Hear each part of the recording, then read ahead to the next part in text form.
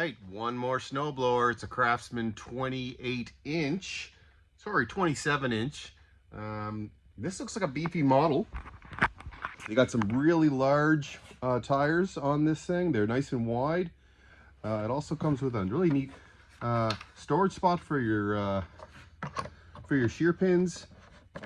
It does have some brake levers, but just comparing this one with this Craftsman 24-inch, you can just see how different the linkage is each time. You know, it's kind of interesting how they keep changing them, and each model has a different thing. This has this huge support arm for the chute.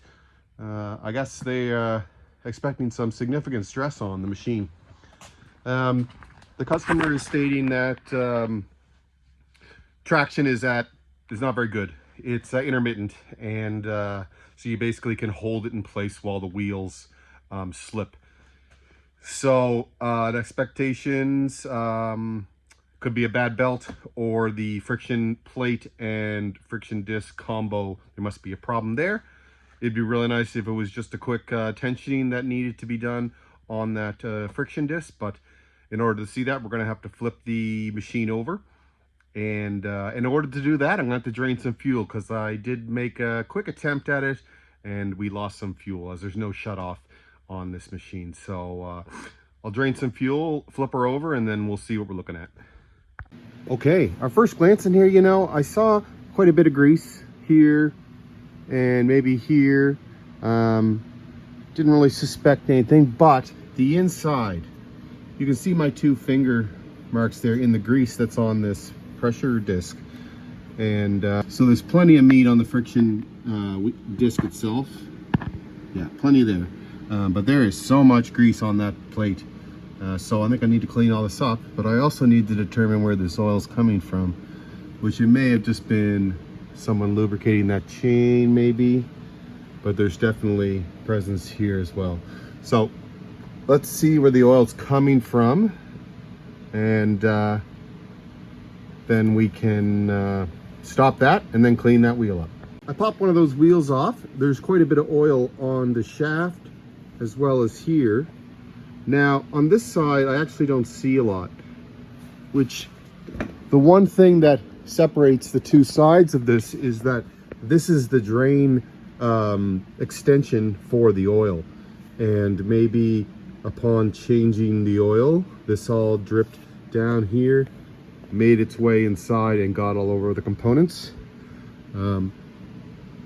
Anyway, just an idea. I'm going to take the cover off here of this, or see if that's okay to do, and just have a look and see if there's any lubricating going on there. I feel like this is just the brake, same on this side, so we'll see if anything in there can be greasy, and go from there.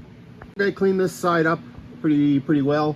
I'm going to put that wheel back on, and probably go to the other side just to make sure everything's clean there. This wheel is, our brake system is nice and clean, and I sprayed down the pressure plate and the friction disc.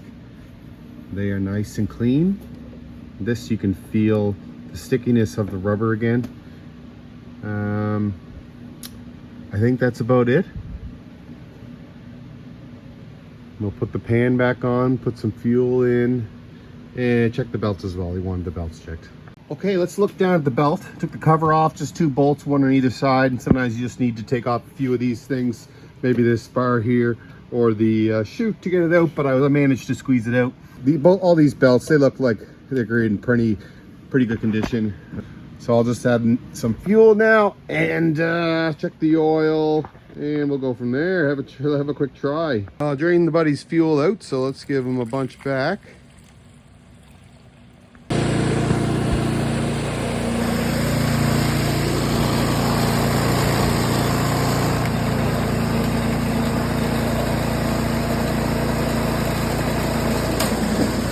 Yeah, there's no question about that now, that the oil was causing the issue there. It probably would have dragged me across the concrete floor. So that'll conclude this one. Nice and easy, nice and cheap for the customer. I'll put the belt cover back on and park it to the side, ready for delivery tomorrow. Awesome. Thanks.